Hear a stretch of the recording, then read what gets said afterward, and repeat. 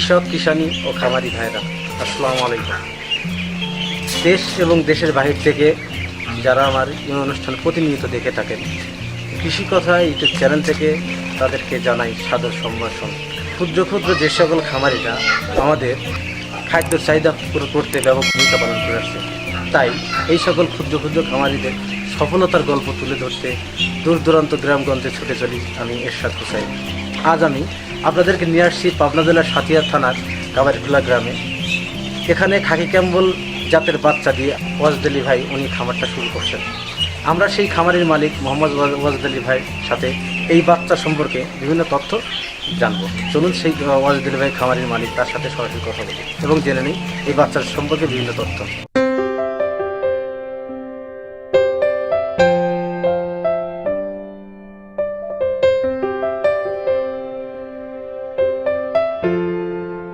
প্রিয় দর্শক, আমার সামনে যিনি দাঁড়িয়ে আছেন ইনি হচ্ছেন খামারের মালিক। উনি নতুন খামারটা শুরু করছেন।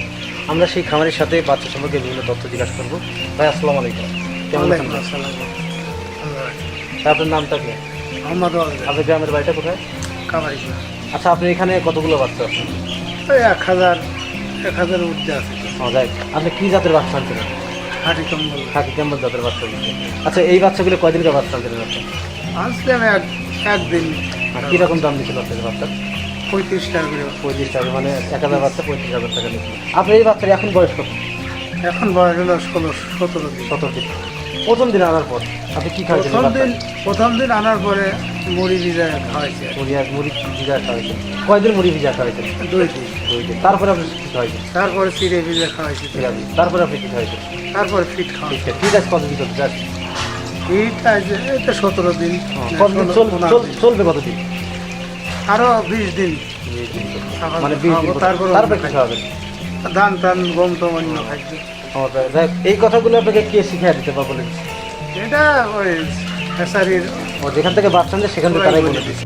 আচ্ছা, হ্যাঁ, আপনি এই খামারটা শুরু করার আগে আপনি কি প্রাতিষ্ঠানিক কোনো প্রশিক্ষণ নেওয়া আছে? না, প্রশিক্ষণ নেই।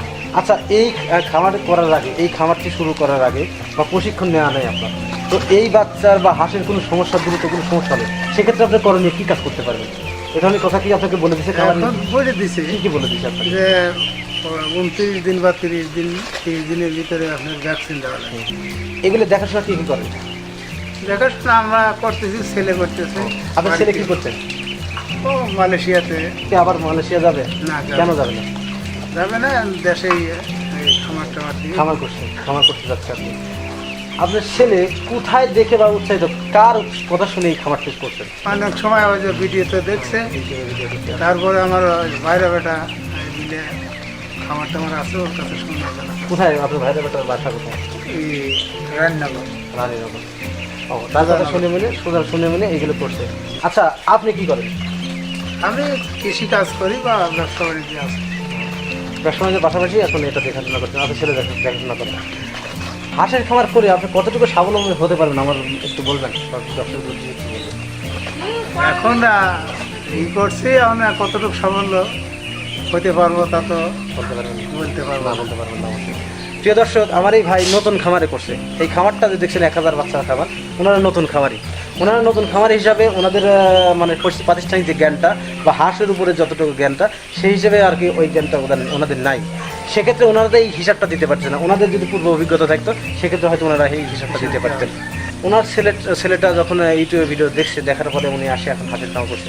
উনি এই খামারের উপর নির্ভর করিয়া একজন সফল খামারে হতে যাচ্ছে। উনি এই খামারের উপর নির্ভর করার পরে উনি আর বিদেশ যাবে না, তারপরে উনি খামারটা পরিচালনা করবেন। আশা করি আমার এই ভাই যেন সফল হতে পারেন, খামারিদের মধ্যে একজন হতে পারেন, আমি দোয়া করি। আজকে এই পর্যন্তই, দেখা হবে পরবর্তী ভিডিওতে। ততদিনে ভালো থাকেন, সুস্থ থাকেন, আল্লাহ হাফেজ।